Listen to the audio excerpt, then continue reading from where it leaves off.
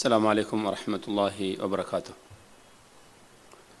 إن الحمد لله نحمده ونستعينه ونستغفره ونؤمن به ونتوكل عليه ونعوذ بالله من شرور أنفسنا ومن سيئات أعمالنا من يهده الله فلا مضل له ومن يضلل فلا هادي له أشهد أن لا إله إلا الله وحده لا شريك له وأشهد أن محمدًا عبده ورسوله.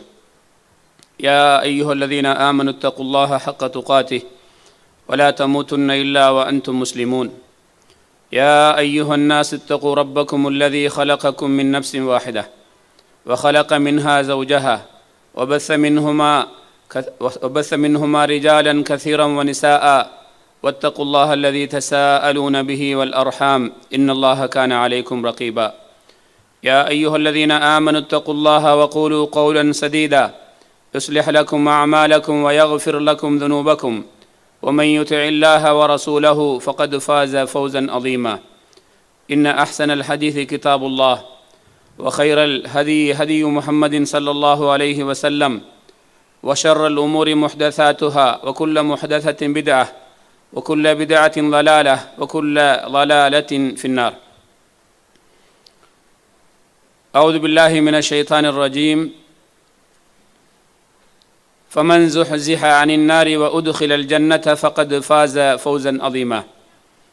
அல்லாஹ்வுடைய நல்லடியார்களே, அன்பு சகோதர சகோதரிகளே, தாய்மார்களே, அறிஞர் பெருமக்களே, இறுதி தீர்ப்பு நாள் என்ற இந்த மார்க்க விளக்க நிகழ்ச்சியிலே இன்று காலையிலிருந்து இதுவரை பல அறிவுரைகளை அறிஞர்கள் மூலமாக கேட்டு நம்முடைய மறுமையை சீர்படுத்த வேண்டும், மேம்படுத்த வேண்டும் என்ற நல்ல நோக்கத்திலே நாம் இங்கே எல்லோரும்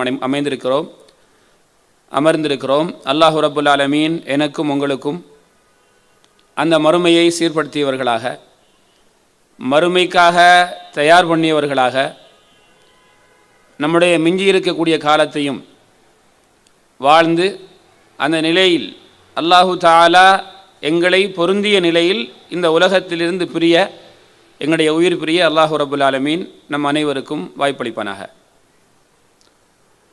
நபி ஸல்லல்லாஹு அலைஹி வஸல்லம் அவர்களிடத்திலே ஒரு நபித்தோழர் வந்து கேட்கிறார், யா ரசூலல்லாஹ், எப்போ கியாமத் நாள் வரும், மத்தஸ்ஸாஅ? அப்போது ரசூலுல்லாஹி ஸல்லல்லாஹு அலைஹி வஸல்லம் அவர்கள் அந்த நபித்தோழரிடத்திலே கேட்கிறார்கள் இன்னொரு கேள்வியை. இந்த கேள்விக்கு உண்மையில் இந்த நாளில் வரும் என்று விடை சொல்ல வேண்டும், அல்லது எனக்கு தெரியாது என்று சொல்ல வேண்டும். ஆனால் ரசூலுல்லாஹி ஸல்லல்லாஹு அலைஹி வஸல்லம் அவர்கள் அந்த நபித்தோழரிடத்திலே இந்த ரெண்டு விதமான விடையையும் சொல்லவில்லை. எப்போ வரும்னு சொல்லலை, எனக்கு தெரியாதுன்னு சொல்லலை. அவர்களிடத்திலே ஒரு கேள்வி கேட்கிறார்கள், மாதா ஆதத் லஹா, அது வந்தால் அதற்கு உங்களிடத்திலே என்ன தயார் இருக்கிறது, என்ன அமல் செய்திருக்கிறீர்கள்? மறுமை வரும், வந்தால் அதில் வெற்றி பெறுவதற்கு உங்களிடத்தில் என்ன அமல், என்ன செய்திருக்கிறீர்கள், என்ன செய்து கொண்டிருக்கிறீர்கள்? அப்போது அந்த நபித்தோழர் அதற்கு ஒரு அழகான விடையை வைத்திருந்தார், ஒரு அழகான விடையை சொன்னார். இந்த கேள்வியை நான் முதல் என்னிட்ட கேட்டு உங்கள்கிட்ட கேட்குறேன், நாங்கள் மறுமைக்காக என்ன தயார் பண்ணி வைத்திருக்கிறோம்?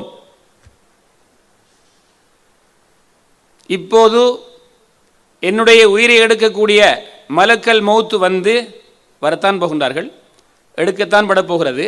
இப்போ இந்த நேரத்தில் என்னுடைய உயிரெடுக்கிற மலக்கு வந்து போகலாம் வாங்க என்று சொன்னால், நானும் நீங்களும் மரணிக்கக்கூடிய தருவாயில் இருக்கிறோமா? அப்படி என்னால் ஒளித்து ஓடி விடுவோம் என்று சொல்லவில்லை. நாம் இப்போது மரணித்தால் சுவர்க்கம் போகக்கூடிய நிலையில் நம்முடைய வாழ்க்கை இருந்து கொண்டிருக்கிறதா, அமல் இருந்து கொண்டிருக்கிறதா? இதான் கேள்வி. எத்தனையோ பேர் திடீரென்று மரணித்துக் கொண்டிருக்கிறார்கள். நான் காலையில் உங்களுக்கு பேசிக்கொண்டிருக்கும் போது கியாமத்தினாலுடைய சின்ன அடையாளங்களை பேசிக்கொண்டிருந்தேன். அதிலே ஒரு அடையாளம்தான் ஸல்லல்லாஹு அலைஹி வஸல்லம் அவர்கள் சொன்னார்கள், மௌத்துல் ஃபுஜ்ஆ, திடீர் மரணம்,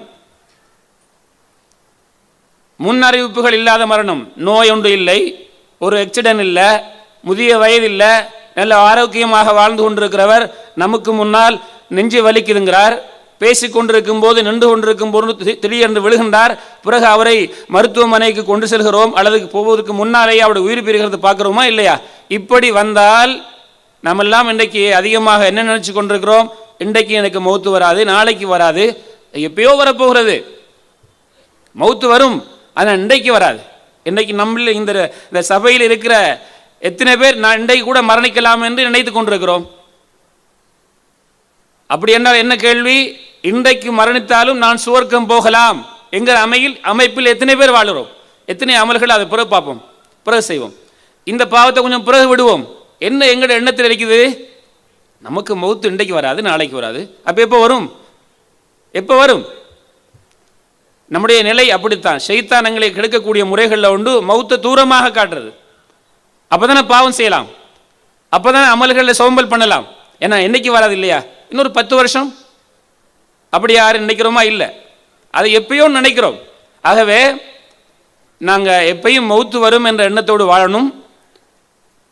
அப்படி என்றால் அதுக்கு ஏற்றவாறு ஒவ்வொரு நாளையும் கழிக்கணும். காலையில் எழுந்தால் தூங்கும் வரை என்னுடைய ஒவ்வொரு செயலும் அந்த மௌத்தை பயந்த நிலையிலே, மௌத்து வந்தால் நான் ஒரு சுவர்க்கவாதியாக மௌத்தாகலாம் என்ற அமைப்பில் தான் ஒவ்வொரு செயலையும் செய்யணும். அப்படி என்றால் ஒரு தொழுகைக்கு அழைப்பு கொடுக்கப்பட்டால் உடனே தொழணும். தொழுகைக்கு அழைப்பு கொடுக்கப்பட்ட உடனே ஆண்கள் பள்ளிக்கு செல்வது, பெண்கள் வீட்டிலே தொழுகிறார்கள் என்றால் என்ன வேலை இருந்தாலும் இவர்கள் மௌத்துக்கு தயாராகின்றார்கள் அர்த்தம். ஒரு பாவத்தை சந்திக்கும் போது இதை நான் செய்யவே கூடாது, இதை விடணும் அப்படி விடுறார் என்று சொன்னால் எப்படிப்பட்ட பாவமாக இருந்தாலும் சரி, அது பொழுதுபோக்கு, என்னுடைய வியாபாரம் அல்லது ஒரு பொருளை கண்டுகளிப்பது, எதுவாக இருந்தாலும் அதை முடிச்சிடுவோம், பிறகு பார்ப்போம். இல்லை இல்லை இல்லை, நான் செய்யக்கூடாது, ஏன் நான் இப்போ மரணிக்கலாம். இப்படி யார் ஒருவர் வாழுகிறாரோ இவர் தான் மௌத்தை பயந்து வாழுகிறார், மௌத்துக்கு தயாராகின்றார். அப்போ அந்த சஹாபி சொல்றாங்க, நான் ஒரு பெருசாக தொழுகை நோன்புகளை எல்லாம் நிறைவேற்றலுங்கிறார். அதனால அவர்கள் தொழாமல் இல்லை, நோன்பு பிடிக்காம இல்லை, பணிவாக சொல்றாங்க. நான் பெருசா அமல் செய்யறேன்னு சொல்றது ஒரு நல்ல ஒரு மூமினுடைய அடையாளம் இல்லையே. அந்த அடிப்படையில் சொல்றார்கள், யா ரசூலல்லாஹ், நான் பெருசா தொழல, நான் பெருசா நோன்பு பிடிக்கல, ஆனால் உஹிப்புல்லாஹ் வ ரசூலஹ், அல்லாஹ்வை நேசிக்கிறேன், அல்லாஹ்வுடைய தூதர் ஸல்லல்லாஹு அலைஹி வஸல்லம் அவர்களை நேசிக்கிறேன் என்று அந்த சஹாபி விடை சொன்ன போது ஸல்லல்லாஹு அலைஹி வஸல்லம் அவர்கள் சொன்னார்கள், அன்த மஅமன் அஹ்பப்த், யாரை நேசிக்கிறீர்களோ அவர்களுடன் நீங்க இருப்பீங்கன்னு சொன்னாங்க. அல்லாஹ்வுடைய நேசம் உள்ளவர்களாக நாம் வாழ வேண்டும். மௌத்துக்கு மர்மைக்கு நம்மை தயார் பண்ணி வைத்திருக்கிறோம் என்றால் அல்லாஹ்வுடைய நேசம், அல்லாஹ்வுடைய ஹபீப் ஸல்லல்லாஹு அலைஹி வஸல்லம் அவருடைய நேசம் நம்மிடத்தில் இருக்க வேண்டும். அப்படி என்றால் அல்லாஹ் ஒன்றை சொல்லிவிட்டால், அல்லாஹ்வுடைய ஹபீப் ஸல்லல்லாஹு அலைஹி வஸல்லம் ஒன்றை கட்டளையிட்டு விட்டால் அதற்கு காரணங்கள் சொல்லி நாம் தப்பித்துக் கொள்ளக்கூடாது, காரணங்கள் சொல்லி அதை நாம் சமாளிக்க கூடாது. எது என்ன தடையாக இருந்தாலும் அதை செய்யும். அல்லாஹும் அல்லாஹ்வுடைய தூதரும் ஒரு பாவத்தை தடுத்திருக்கிறார்கள் என்று வைத்துக் கொள்ளுங்கள், என்ன காரணம் சொல்லியும் நியாயப்படுத்தக்கூடாது, அதை விடணும்.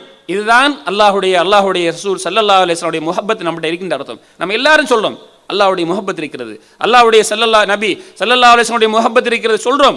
ஆனா அதுக்கு மாற்றமான வாழ்க்கை வாழ்ந்து கொண்டு இது உண்மையான முஹப்பத் அல்ல. அந்த சஹாபி சொன்னது, அல்லாஹும் அல்லாஹ்வுடைய தூதரும் ஒன்றை சொல்லிவிட்டால் அதை செய்து அந்த முஹப்பத்தை நான் வெளிப்படுத்துகிறேன். அல்லாஹும் அல்லாஹ்வுடைய ஹபீப் ஸல்லல்லாஹு அலைஹி வஸல்லம் அவர்கள் ஒன்றை தடுத்து விட்டால் அதை நிறுத்தி அதை தடுத்து என்னுடைய முஹப்பத்தை நான் வெளிப்படுத்துகிறேன். அப்படி மறுமைக்காக நான் தயார் பண்ணி வைத்திருக்கிறேன் என்று சொன்னபோது ஸல்லல்லாஹு அலைஹி வஸல்லம் சொன்னார்கள், நீங்கள் தயாருடன் வாழுகிறீர்கள் என்று சொன்னார்கள், நீங்கள் அந்த சுவர்க்கத்துக்கு உரியவர்கள் என்று சொன்னார்கள் ஸல்லல்லாஹு அலைஹி வஸல்லம்.